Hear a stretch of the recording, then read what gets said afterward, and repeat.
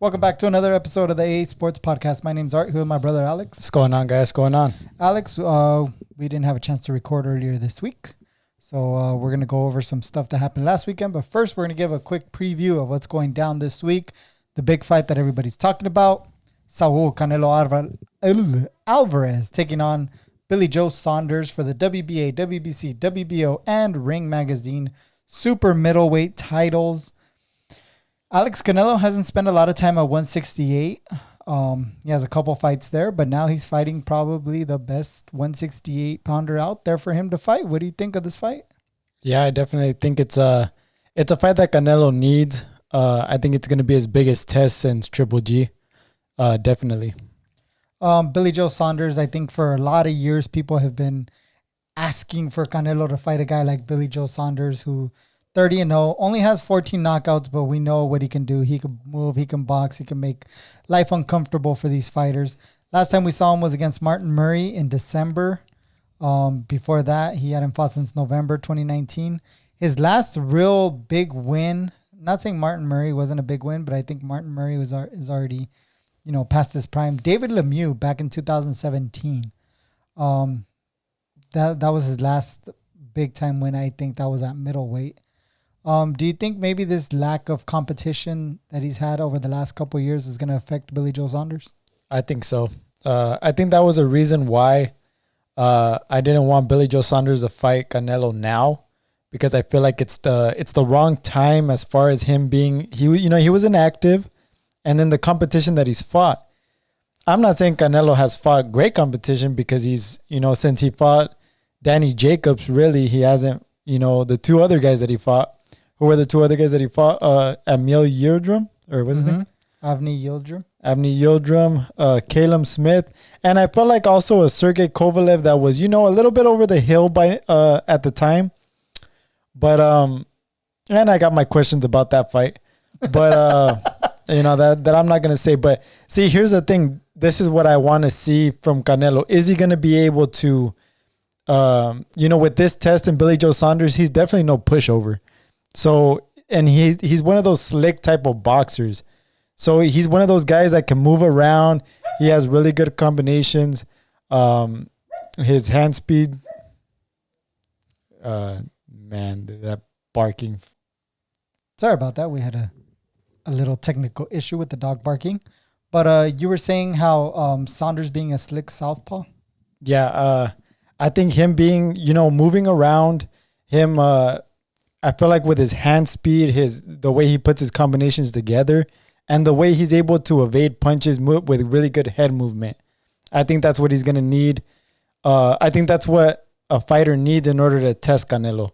And, I'm not going to say that Saunders is a big power puncher, because he's really not, but I feel like he'll have enough power to kind of stun you and get your attention. You know what I mean? So get Canelo's respect. Yeah, exactly. So this is definitely why I want to see, I can't wait for this fight. I can't wait for the test that he's going to bring to Canelo. And hopefully we get to see a good fight. Now, a question for you. There has been a lot of talk about what's been going on as far as the ring size.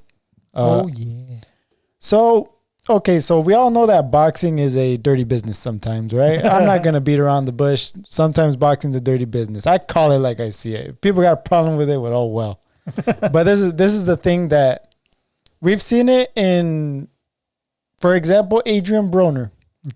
Okay, Adrian Broner's an A side when he fights these guys. He can't make the weight. They change it to 147 the day of the fight, or the day before the fight, or week of. And because you're the B side, you have no leverage. You can't stick to your guns, because they'll find somebody else. They'll be like, okay, you don't want to fight? Well, we'll give it to some other guy. Billy Joe Saunders is in a position where he's important enough to where, okay, if they want to switch the size of the ring, he's stuck to his guns. Did he make a good move? I'm speaking overall in a boxing sense for Billy Joe Saunders. Did he make the right move, sticking to his guns and not letting the A side get to him? Yes and no. Why? Yes, because, hey, if you think a bigger ring is going to give you an advantage, then you push for your bigger ring. Okay. However, if he were to lose this fight in the future, like, bro, a bigger ring didn't help you against Canelo. So why do you want a bigger ring now? Like, that's not going to... So for this fight, sure, if that's what makes him more comfortable, a bigger ring so that he can move around, a softer or a harder canvas so he doesn't get tired or whatever the talks were, fine. But in the future, if he loses this fight in a big ring, the promoter is going to be like, dude, you don't have no leverage on that because you lost in a big ring. Okay. So it's a yes and no. Can it hurt him? Yeah, in the future. Right. I think for this fight, he did what he had to do to for him to feel comfortable. But I think it was all publicity. I think they had already agreed to the ring size. Do you think it was all a mind game type of thing? Yeah, mind game, publicity. On whose part? On Saunders' part or on Canelo's part? I think, honestly, on Matchroom and DAZN's part. What do you mean? I think there was no buzz for this fight. I mean, you could be right. I mean, there was nobody cared about this fight until, oh my God, the fight's almost off, and everybody started fucking writing about it and YouTube videos and this. And before that, there was nothing, dude. And these guys were already in Texas. Like, come on, dude. They're already in Texas. There should be videos out and interviews out starting Monday. It's fight week. But then again, COVID, the fight weeks aren't the same as they used to be, where, you show up on Monday and there's grand arrivals and a bunch of people. So, but I think it helped the promotion of this fight. I'll be honest, I think so too. Because I definitely I really thought, I mean, I didn't think the fight was going to get canceled, obviously. There's too much money at stake. Mm-hmm. You know what I mean? So, well, and to me, I don't think ring size, look, I've helped build a ring, but I haven't like switched up like a ring size. I don't know how do we know that they have 3 different rings in the trucks ready? Like, okay, today we're going to build this ring right here. Yeah, today we're picking the 18-footer. Today we're picking the 20-footer. Today's the 22-footer. Like, no, they carry one size ring, and that's the size that they put on. Right? I highly doubt that, because I think that boxing has so much money that they're going to get whatever they can. I mean, wasn't there a fight where they actually switched the canvas from... Was that in a fight or a wrestling match or something? A canvas is easy because the canvas is, you just unroll it, untie it, unroll it, and then roll the new one on and tie it back up. Right. That's a quick fix. But the ring's going to be put in before, hours before the card even starts. Yes, the rings. But I'm saying, do you think a truck really pulls up to the arena with 3 different ring sizes? Well, no, but because that means they got to transport 3 different rings. They already had one ring go to the arena, and that's the ring they were going to use. Listen, this is a multi-million-dollar fight. You think a ring is anything to these guys? Exactly. That's what I'm saying. Don't matter. All right. So all in all, who do you got to win this fight? I think Canelo's going to win. The betting man in me actually likes Billy Joe Saunders' decision. I believe I saw it was at plus 550 earlier. So if you're a betting man, put some money on Saunders to win by decision. Does it happen? I don't think so, but try to get some value in that bet. I mean, in that one, you could probably bet $3 and you'll end up with what, 200, maybe 100 something. No, $3. Something like 550. Oh no, I think that's on the knockout. I think that's on the knockout. Oh no, on the knockout, it's big money. Right. Okay. But I don't see a knockout in this fight. Either side. Really? No, I think Canelo wins by decision. It's going to be a tough, difficult fight for him. I think Canelo will slow down Billy Joe Saunders, which is something that guys have failed to do. But because Canelo's not like everybody else, Canelo's not a robotic come-forward fighter. Canelo can box. So Canelo's going to catch him. Remember, Billy Joe Saunders has to throw too. Yeah. So Billy Joe Saunders also has to throw his punches. And while Saunders is throwing his punches, Canelo's going to find his openings. It's going to take a while. The first couple rounds might be boring. It might be Canelo trying to figure out how to get inside. But I think towards the end of the fight, Saunders is going to be forced to kind of stand there and try to, hold his ground against Canelo, because I don't think he can move for 12 rounds against Canelo. Yeah. I mean, and I'll say the same. I think Canelo is gonna take the win in this fight. I think right now, just the way that Canelo has evolved as a fighter, I feel like his reflexes are on a whole different level. I feel like his hand speed, his power, and the way he's placing his punches. If he hits whatever he wants, he hits where he wants, when he wants. And I feel like he's gonna attack the body. And when he attacks the body, I feel like he's gonna slow down Billy Joe Saunders. And I think in those later rounds, I mean, Billy Joe Saunders may not have anything in the sails at that point. You know what I mean? But I wouldn't be surprised if Billy Joe Saunders actually takes the fight to Canelo, because I think it would be fitting for him to maybe box the first 2 rounds. Try to box, stay away from the power. But at times you're going to have to stand there and you're going to have to try to take the fight to him, because if you just let him walk you down, he's just going to place his punches wherever he wants. And, that a long night. Yeah, it's going to be 12 rounds of trying to evade Canelo's power, and good luck with that. You know what I mean? Because he has really good head movement, and not just that, but he finds the openings, and his timing is on a different level right now. Not just that, but he's been more active than Billy Joe Saunders. Yes. You really don't want to be in a fight with Canelo where you haven't been active, because your timing is just going to be off, and I feel like that's going to be something. So I can't wait for this fight. You know what? I do want to see a good test, and I hope we just get to see a great fight. To the casuals out there who are expecting a war, it's not going to be a war. I highly doubt that. I'm sorry to break it to you. You don't bring a knife to a gunfight. Probably bad publicity. Hey, you're supposed to promote the fight. It's going to be boring for a little bit. The first couple of rounds are going to be boring, and Canelo's going to have to make it exciting, which it's not going to be Canelo's fault that it's boring, but everybody's going to blame Canelo because everybody likes blaming Canelo. That is true. On the undercard, Elwin Soto is taking on Katsunari Takayama. Elwin Soto is the light flyweight champion for the WBO. Lots of talk about Soto fighting Bam Rodriguez. Oh, wow. Jesse Rodriguez. Okay. But apparently they keep turning down the fight from what was said on Twitter by Team Garcia. So they may not want no part of Bam now. Bam is a beast. Yeah, he's coming up and he's making some noise. Yep. Also on the undercard, we got an undefeated Soleimani Sissoko. And a couple guys I'm watching on the undercard that I'm really interested in. Keyshawn Davis, highly touted amateur. And, of course, Mark Castro, who we have seen on Canelo undercards and on Ryan Garcia undercards. So 2 young guys to keep an eye on if you're watching the undercards. But if you're not, still enjoy a good night of boxing. Awesome. Any last comments on Canelo Saunders or any of the card? No, you know what? I just can't wait to see a good fight. I really hope we get to see a good boxing, just a good boxing match overall, Yep. I feel like a lot of people have been let down with Canelo's previous fights. Like, what's his name? Emil Yildirim. That guy showed up, didn't even throw a damn punch and then got stopped in the 3rd round. Yeah. You know what I mean? And let me say something. I think he may be done with boxing because Joel Diaz said that he just doesn't have it anymore.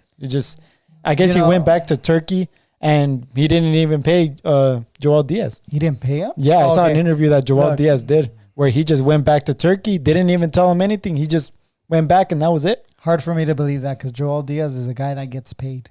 He will get his paycheck. You think so? Well, Joel Diaz is I saw that in an interview. Highly respected trainer that I don't think would let that happen. You could be highly respected all you want. Manny Robles, he got thrown to the freaking gutter once Andy Ruiz lost, and it was Andy Ruiz's fault. And he threw him to the curb. He was like, you know what? Blame somebody, get out of here. I don't need you anymore. You got to blame somebody, right? And he didn't even call him. You know what I mean? So it's just, so you could be respected all you want. They're not going to pay. If somebody doesn't want to pay you, then they're not going to pay you. But true. All right, moving on. This weekend, there's also a UFC card, which we might not watch, to be honest. Maybe till the next day. Michelle Watterson taking on, I'm sorry, I forgot her first name. I think her name is Marina Rodriguez, something like that. Rodriguez. I think the story of this card is not the main event, but all the fights that have fallen during the lead up. Let me tell you guys something. What is the guy's name? Benoit. What's his first name? Ryan Benoit. Ryan Benoit. He needs to get a new team, and he needs to fire his team right now because that's ridiculous. Anybody who doesn't know what happened to Ryan Benoit, he goes on the scale. He's basically a dead man on the scale. I mean, he looks like he's about to fall over at any minute. He looks like he's about to croak at any minute, actually. Mm-hmm. Yep. He can't even step on the scale under his own power. They have to like kind of try to hold him up. He's shaking. It looks like he's about to go into convulsions. And then he's still 4 pounds overweight. And guys, Alex is not exaggerating. There was a guy. No, this is for real. There was a guy with his arm out, like in front of him, and another arm behind him to make sure that he didn't fall forward or back while the guy was standing on the scale. That's how bad it was. No, listen, this guy was on the verge of fainting, and he's still 4 pounds overweight. 4 pounds over. Do you guys not have a scale in the hotel room? Do you guys not have, have you guys ever been in a fight? They showed up to try to get paid. Dude, I bet you that's what it was. This is bad. Like that was bad. That was a bad look. I understand weight cutting is awful. Like, listen, weight cutting is bad. Like, there's a lot of people that cut weight, say 10 pounds the day of the weigh-in. There's some people that their bodies are able to just burn calories and pounds like that. Mm-hmm. But when you're to the point where you're about to faint on the scale, you can't get on the scale under your own power, and you're still 4 pounds over. Like, why are you showing up in that type of condition, and expect to fight? And he got pulled from the card, right? Yeah, he got sent to the hospital right Listen, away. You're not going to put in a dead corpse to freaking fight somebody. He's going to try to knock your head off. That's how people get killed.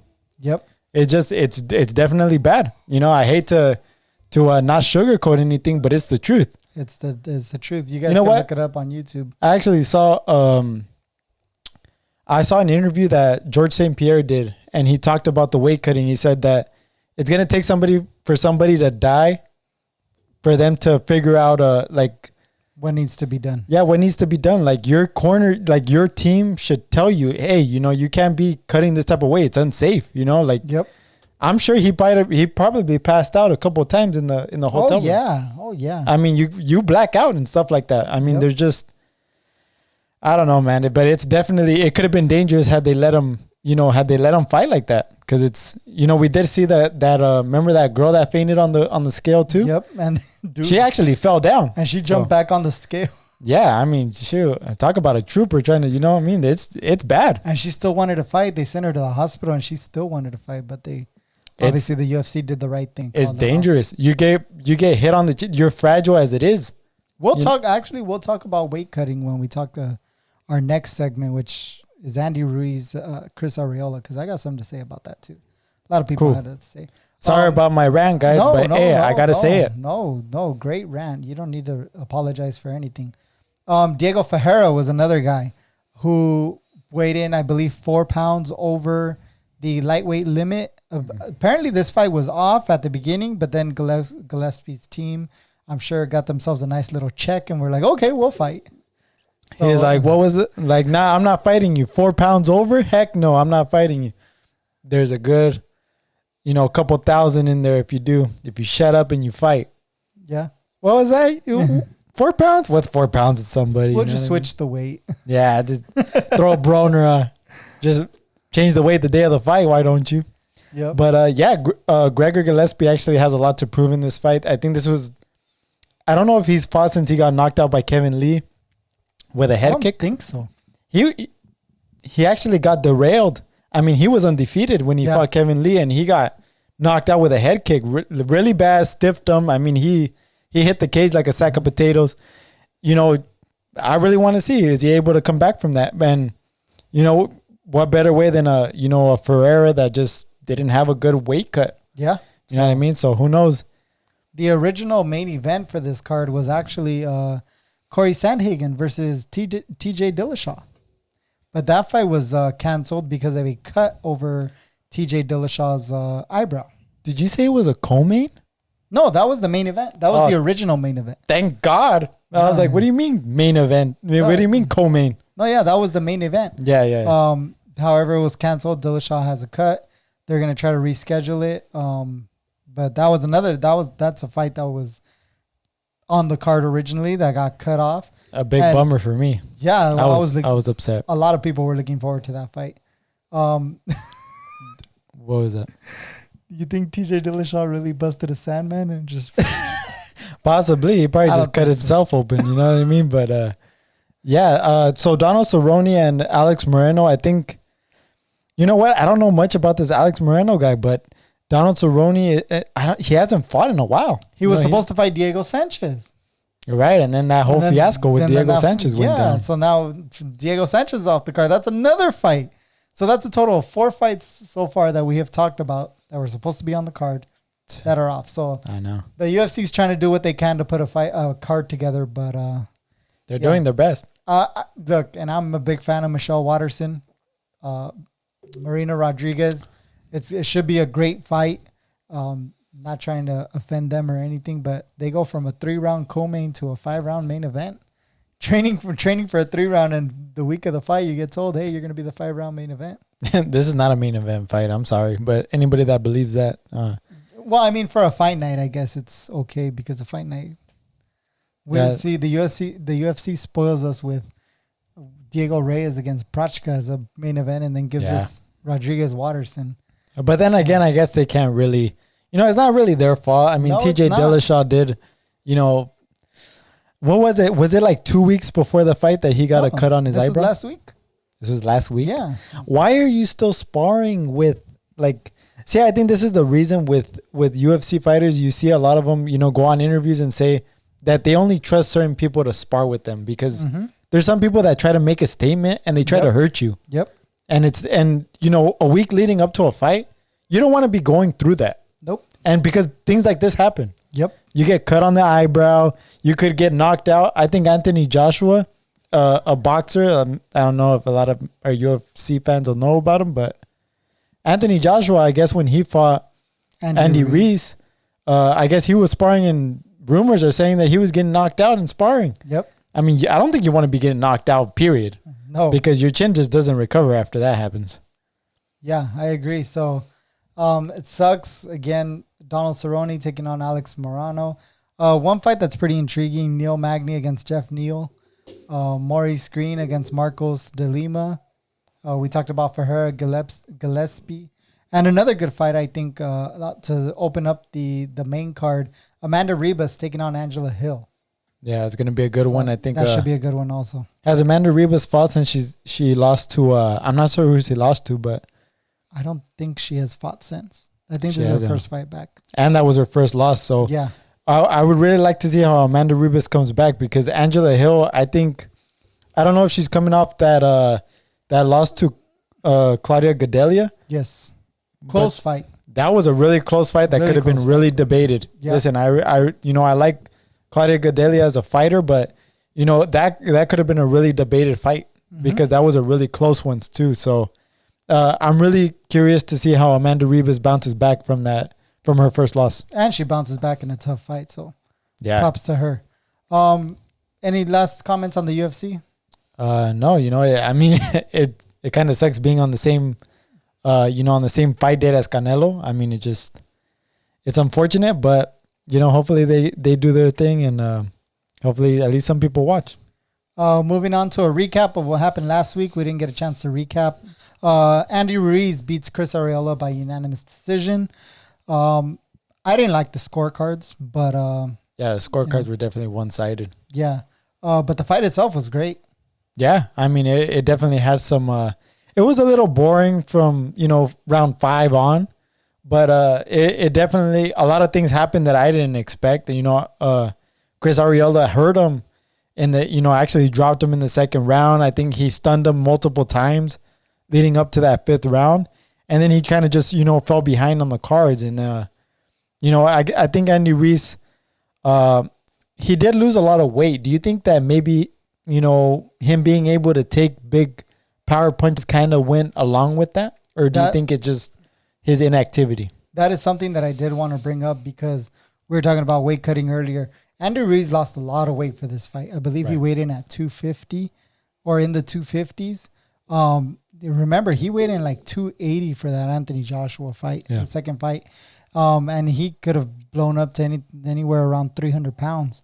So that's a 50-pound, not a cut because he didn't, drain himself, but it's still losing 50 pounds. And then going into a heavyweight fight against Chris Arreola, who, let's be real, in his whole career, he's been able to bang. Yeah. That guy could hurt anybody.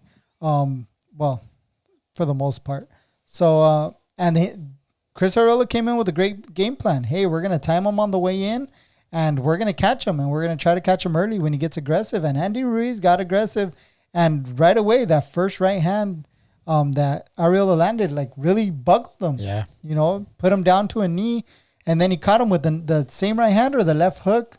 I believe in the next round that stumbled him back. He didn't fall, but it stumbled him back. So, that's something that we need to keep an eye on for Andy Ruiz because he didn't take punishment in that second Joshua fight. Right. He did get outboxed, but I don't think he took punishment. So to see these knockdowns and these stumbles and Andy Ruiz getting hurt, I think a lot of it had to do with the weight. It could be. I mean, it does. We've seen it in Nate Diaz, for example. When I feel like he takes punches better at 170 than he does at 155. Yep. And I think it just the weight. When you lose weight like that, I feel like it's I feel like other things play a factor. You know what I mean? So I think when you're more of a bigger guy and you're able to kind of have more weight on you, it helps you take punishment more. Or it helps you take bigger punches. Definitely. On the undercard, Sebastian Fundora won over George Cota. Fundora is just going to be a problem for anybody at 154. He's so tall, so long.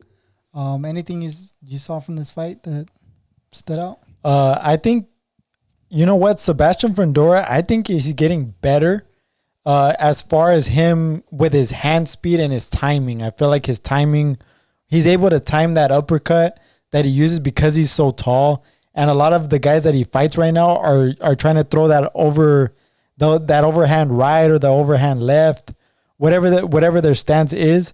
And I feel like because he's so tall, that's the punch that they try to go for. He got hit with a lot of overhand lefts. I think that's something he needs to fix, obviously. But I feel like his timing is really good. I would like to see him, get more of a jab going, throw more straight punches. But this is just the way he likes to fight. And I feel like his chin got tested, and I think his chin stood up to the test. So I think Sebastian Fundora definitely has things to work on. But he's definitely getting better fight by fight. Like you said, getting better. And at this point in his career, that's what we want to see. Want to see improvements. And usually with guys this tall, sometimes they're clumsy. And I think Fundora doesn't have that problem. He doesn't look like a baby deer that could barely walk, right?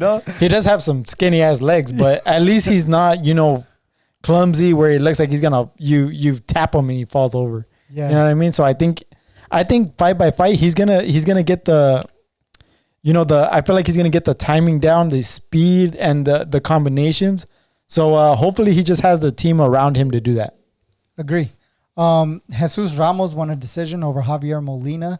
I thought Molina put up a pretty good fight. I think he was just, I don't want to say he was outclassed, but I think he was just too small for Ramos. Did you? I actually didn't get to see this fight. It was unfortunate, but I did see, a lot of fights in the stands that broke out. I mean, Molina in the building. Yeah, I mean, it's. Hey, I think anytime when any guys fight at the Dignity Health Sports Arena, Staples Center, tempers start to flare. I don't know what's going on, but it's, all I know is this: don't be yelling at, Team Molina or anything like that, because these guys are coming to fight. And I'm talking to everybody. Yeah, exactly. So, and dude, they're such cool people. I went to Mexico one time with them for some fights. Did you really? I was working with Rubio. Oh yeah. And they were on the flights over there to Chihuahua because that's where they're from also. And one of the brothers, they're twins. One of them was fighting on the undercard. Really cool people.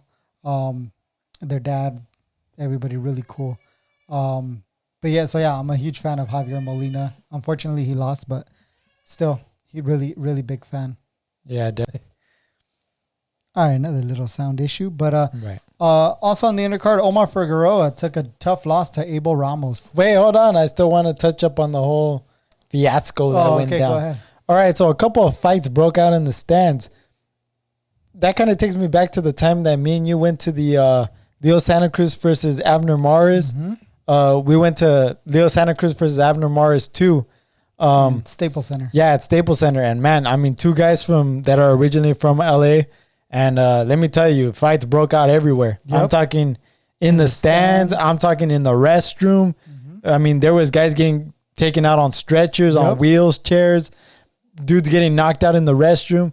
Listen, man, I don't care. You know what I'm saying? Listen, it's a fight. Like people, people see boxing and they get fucking crazy. You know what I mean?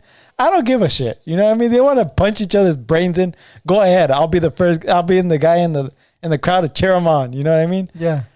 But don't take your kids to a fight. Don't take your kids to a fight like this because this is dangerous. Very dangerous. Listen, they don't give a rat's ass who's in the stand, like who's in the restroom, who's in the stands, and I think that's something that's kind of dangerous. It is because there's kids that go to watch boxing, and so all I'm saying is, with two guys from LA fight, or anybody in the Dignity Health Sports Arena, anybody in Staples Center, stay away. Don't take your kids there. I think it's a place for grown-ups. Okay. You don't think so? Hey, it got crazy. It did get crazy. Listen, dude, there was people running in the, where they sell all the merchandise and everything like that. There was people running from the restroom, from everywhere. You see people getting like knocked out, and they're getting carried out on stretchers from the ambulance and stuff like that. And you see people getting knocked over just from people running by. Yeah, and people trying to get away from security because they probably just knocked somebody out and they don't want to get charged with a felony or something, and freaking they end up getting pushed out. And I'm not exaggerating. Yeah. This is real stuff that went down. So definitely don't take your kids to a fight like this, man. It's crazy. It's crazy.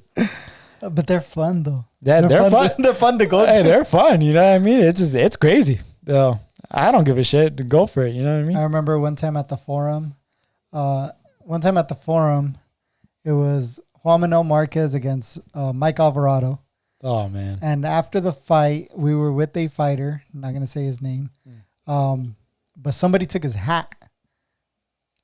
He was taking. Floyd Mayweather, wasn't it? Oh, dude, that's what it reminded me of. So, a bunch of people asked him for pictures, and he was taking pictures with everybody. Super nice. Some guy was slick and grabbed the hat off his head while he was taking a picture with somebody, like somebody from behind, and the guy tried to take off with it. Well, I mean, there was like 20 of us, 25 of us from RGBA there. So somebody went to go chase him down. We had to hold back the fighter because he wanted to just fuck everybody up. He didn't care who it was. Right. But yeah, be careful out there because then fights broke out in the parking lot and it was not fun. It's not fun to be around that. It's definitely crazy, but it's a good I feel like the adrenaline everywhere. They see two guys in the ring, you know what I mean? Two guys in the ring trying to bash each other's brains in, you know what I mean? And then fights start breaking out in the stands, and then you start seeing guys that are in the restroom, like, hey, you were hanging out with that guy, bam, everybody, you're taking a piss, like, screw you, bam. The guys in the other stall, shoes. So, I mean, hey, I'm all for it, man. I don't care. You missed the toilet. You're pissing on my shoe. Yeah. Man. Fuck. Omar Figueroa got stopped by Abel Ramos. I believe it was after the 6th round or after the 7th round. Omar Figueroa took a little beating in this fight. You know what? What really surprised me was, I thought, Omar Figueroa came out with that style that he has that's very awkward. It's very weird. Herky jerky. Yeah, it's, he's doing this and doing this, and I don't know what he's doing. And, it looks like he's blocking most of the punches. So I was like, hey, if it's working for him, he's a professional boxer. I'm not. You know what I mean? So he must know what he's doing. As soon as that, 6th round came along, it just, you were starting to see him wilt. I feel like Abel Ramos was able to get his timing down. He was able to find the openings in it. I feel like he was able to figure out Omar Figueroa, like, okay, if he goes to one side, he's going to go to the other. And he's not switching it up. So, okay, I'm just going to feint him. I'm going to set my punches up so that when Omar Figueroa goes from one side, I'll catch him on the other side because that's just what he does. Yep. And then as the fight started to go on, we started to see Omar Figueroa take a beating. And then he started to get hit to the body, and it seemed like he just was not reacting to those body punches. He did not like those. There was when the fight got stopped, he threw a blood in the corner. Yeah. What do you think that was from exactly? From the body shots and just the punishment.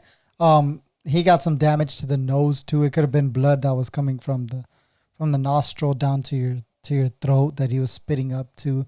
So it was a little bit of everything combined. But yeah, he took a really bad beating in that fight. And we've never really seen Omar Figueroa Take a beating like that. Yeah, well, take a beating, but he went to the corner and said, "I just can't do it anymore." You know, Yeah. it just he threw up the blood as soon as he said that, and he just, you know what, he just let it all go out.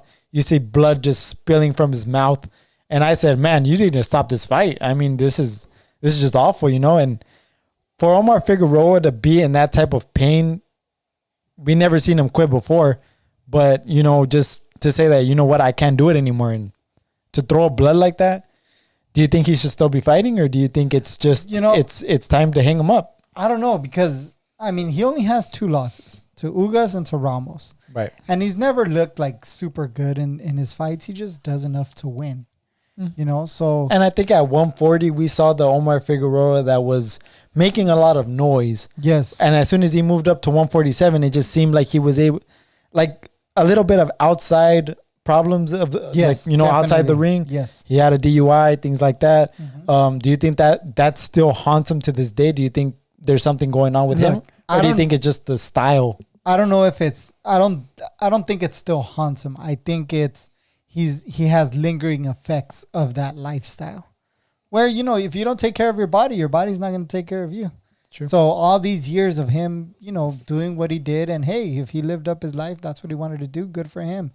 But now his body's not recovering like it should. Now you see the effects of all that stuff. You don't see it back then because you're young. Right. You see it now when your body's like slower to recover. Your body's not made to go through all that stuff. So now is when you see the effects of the drinking, the weight gains, the weight cuts, and all that stuff. So you know, I don't know if it's time for him to hang him up because we've only seen him lose to Ugas and to Ramos. But this was a really bad showing. So hopefully he lets his body recover. I'm sure he'll be back. But he doesn't need to let his body recover because if he comes back too soon, there could be problems. What about Joel Diaz? So Joel Diaz trained Omar Figueroa for this fight, right? He also trained Emil Yildirim against Canelo. He just seemed like he didn't have it. Omar Figueroa also just seemed like he had a really bad fight. Yeah. Was there another guy, if I'm not mistaken, that trained with Joel Diaz and also had a loss? Like recently? Not recently, but Lucas Matisse also had one. Yeah. You know, when he fought Pacquiao, he had a really bad showing. Do you think this is just? Do you think that this is just Joel Diaz getting put into a bad situation with these fighters that kind of just they don't have what, you know, to go up against the level of opposition that they're going up against, for them to go train with Joel Diaz at this time?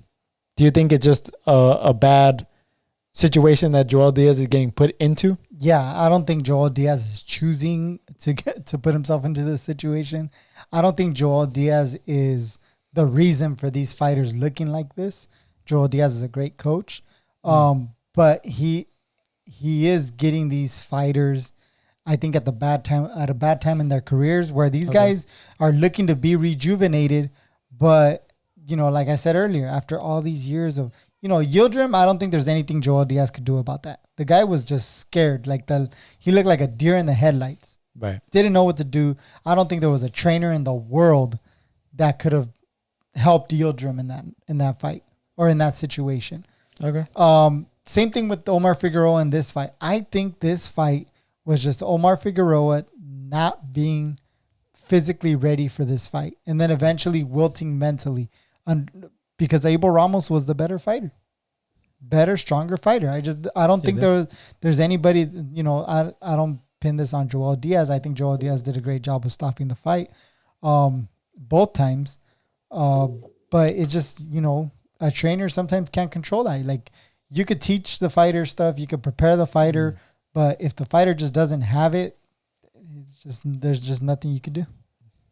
That's true. Also on the undercard, Ariela Lara had himself a one-punch knockout. Yeah, that's the one that I definitely looked at. I saw it on Instagram. I didn't even know that Ariela Lara was fighting on that card. Yeah, they didn't really promote him much, but he had a nice one-punch knockout in the first round.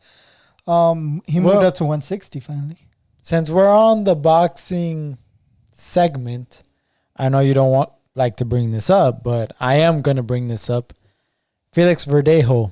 He is a prospect for top who used to fight for Top Rank. Puerto Rican guy who what was his record? 18-2 maybe? Something like that. Yeah. Something like that. He was a guy coming he was coming up in his years in boxing. He was a highly touted prospect. He had a motorcycle accident that kind of just derailed his career as a prospect coming up. A lot of people, were saying, man, this is the next Felix Trinidad. He's the next Miguel Cotto. Now we see that he's indicted, or he got indicted for killing his wife, his unborn baby. Girlfriend. His girlfriend. Yes. And so apparently all this stuff has been coming out. This is what went on. Apparently he or somebody he knows, they went to a bridge. They got the girl that he was involved with or was pregnant. They beat her up. They threw her over the bridge. From what's reported, they tied bricks to her, and then they shot her while she was going down in the ocean, right? Mm-hmm. They shot at her because I don't think they hit her. Or shot at her. Yeah. And what is there to say about this? I know that this was in the media. This was part of boxing. We didn't put any scenes of Felix Verdejo or anything like that. It's definitely... I was caught by surprise. I didn't know what the hell happened, but the fact that this happened, I mean, there's no excuse for this, man. This is very bad. It did remind me of Edwin Valero, and Edwin Valero that was undefeated in the boxing world. He, he killed his wife, and then he took his own life in jail. And I mean, what is there to say about something like this? I mean, it's definitely crazy. It is crazy. There's just not much to say. I mean, I could sit here and slander Verdejo just like everybody else has because, there's no right or wrong thing to say. Hopefully his daughter, who is still alive, he had like a 3-year-old daughter. Hopefully she's okay. Hopefully his wife's okay. Because his wife and his girlfriend were two different people. Yeah. So hopefully they're okay. It sucks for the family of the young lady who was killed. I feel really bad for them, and I hope Verdejo gets what he deserves. Right. That's all I can say. We are gonna. Anything to say? No, I mean I was definitely caught off guard by this. I didn't know. Although when everything kind of came out in the media, I said, you know what? If they have his truck in the bridge, there's a reason for that. Yeah. And I said, you know what? He's guilty as charged. Even if he didn't do it himself, there was somebody that he hired because they had his truck, so they knew who to get and everything like that. So there's no excuse for this. And you know what? It was definitely very bad what happened, and hopefully that the family of the girl somehow someday gets beyond this. But it's really, I don't know what to say about this, man. But I was gonna bring it up. Like I read the report. It was sick. It was bad. Really bad. So you know what? This is the boxing segment, so I figured I would bring it up, and just not much else to say about it. Yeah. So our last recap is going to be UFC from last week. Dominic Reyes took on Yuri Prochazka. Prochazka. Jesus. Prochazka. Dude, Prochazka with the knockout of the year type of knockout. Jesus Christ. Spinning elbow right to the face of Dominic Reyes. Knocked him out cold. What do you think of Yuri's performance, and what do you think of Yuri going forward? You know what? Yuri he reminds me of a Conor McGregor at his early stages. You know, when Conor McGregor was going through the featherweight division and killing everybody. And he's fighting in that type of style. He's Dominic Reyes. Let me tell you something about Dominic Reyes. Before he fought John Jones, he was undefeated. Yep. I think he was like 12-0 when he fought John Jones. Yep. Something like that. He was undefeated. It was a really close fight with John Jones. Let me tell you, I thought Dominic Reyes could have pulled it off. 3-2 either way. 3-2 either way. And that's the truth. He ends up 12-1. I don't know exactly what his record is, but he ends up with a loss against John Jones. Then he loses to Jan Blachowicz, who, you know, he gets knocked out in that fight. And then he loses to Jiri Prochazka, who I think this is the second fight in the UFC for Prochazka. Yep.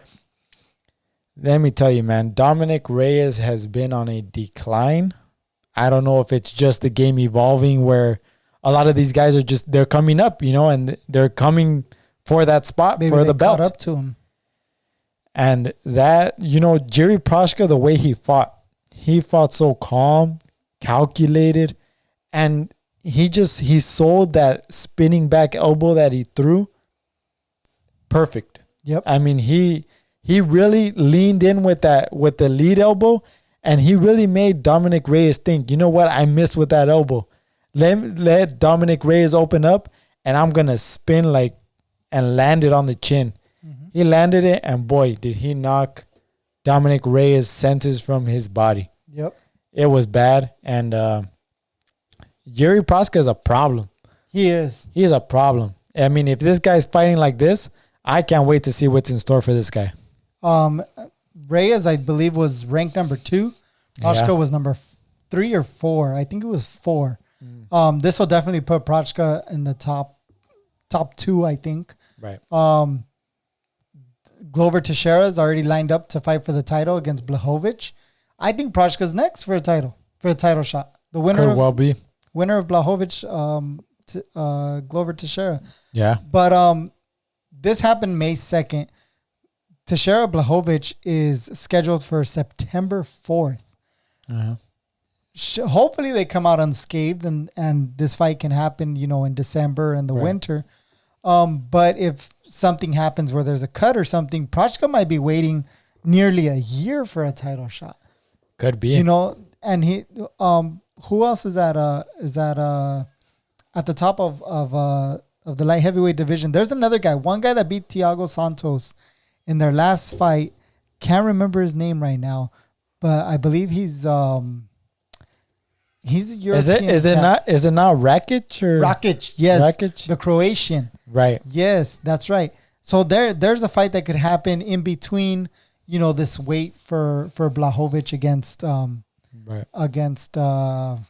Teixeira. And actually to touch up on when Rakic beat Thiago Santos, Thiago Santos is coming off a really bad leg injury. I don't know if he tore his ACL, and it's actually on the UFC Fight Pass. If you guys want to go out and check it out, it shows a video of him, what happened to his ACL. You know, he tore it, and then just his path to recovery, and then him getting back into, you know, fighting these killers.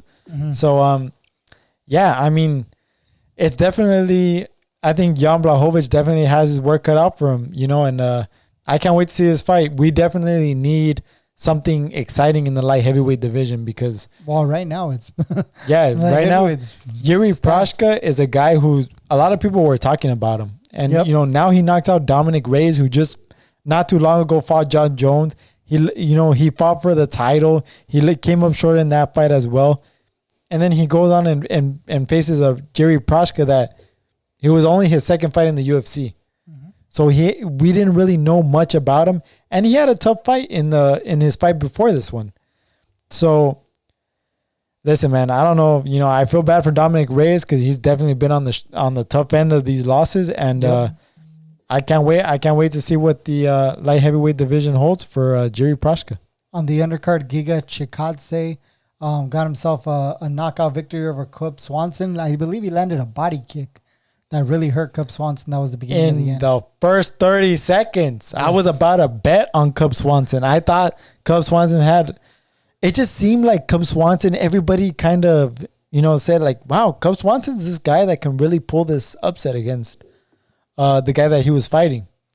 Man, he gets hit in the body 30 seconds in and it's over. Thank God I didn't bet on that one. This fight, Ian Cutelaba against Dustin Jacoby, and during the weigh-ins, Cutelaba, I think, grabbed his neck or whatever. Yeah, that Cutelaba guy's a crazy guy. If there's any fighters watching this, do not touch your opponent at the weigh-in. Don't put your fight at jeopardy.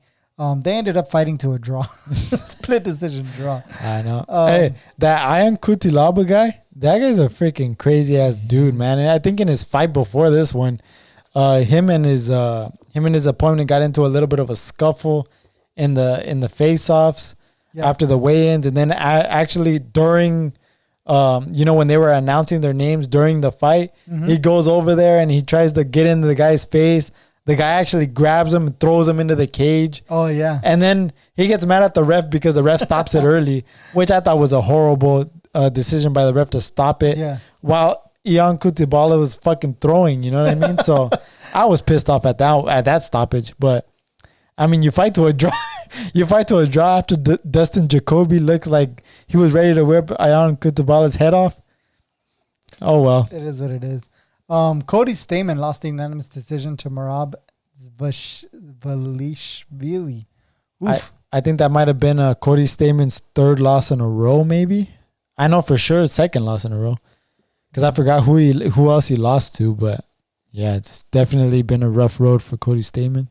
Yeah, any other fights you want to talk about? Anything else you want to bring up before we get out of here? We're recording for almost an hour. Jesus. Yeah, I know. Let me tell you something about this Broken Skull IPA right here. Dude, listen, you're just driving up prices, bro. That's all I'm doing. Listen, my face has been turning red since this entire podcast has been going on. Listen, it's not because it's hot in here. It's because the Broken Skull IPA, best IPA in America, by the way. Let me tell you something. All right. I actually bought another set of IPAs that I heard. I'm actually not going to say the name of the IPA. I don't want to put myself at risk. So I don't want to. You don't want to skyrocket the prices? Exactly. To the moon. Right. So actually, these were actually more expensive than the Broken Skull IPA. So I buy these IPAs, right? They have a little bit more alcohol content than the Broken Skull, about 3%. No, not 3%, 0.3%. 0.3%. So I have you try them. I try them. I've actually tried them before, but you know what? I needed some more confirmation. Mm-hmm. Listen, let me tell you something about this. This is just hands down better than any other IPA I've tasted. And this is the truth.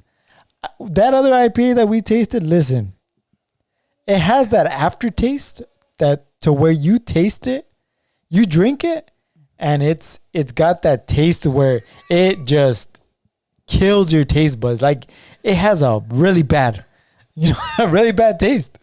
And this is why Broken Skull IPA, hands down, best IPA I've tasted. Are you in agreement with this? Dude, and that shit was strong as fuck. Exactly, that's what I'm saying. But yeah. Oh man. Anyway, yeah, I enjoy a nice hazy IPA too. Yeah, hazy's hands down better than any other ones. Not better than Broken Skull though. Oh no, definitely not. But see, Broken Skull kind of tastes like a hazy IPA, so that's actually the good part about it. Just driving up prices. Thank you guys for watching this episode of the A Sports Podcast. We'll talk to you guys next time. Peace out, guys.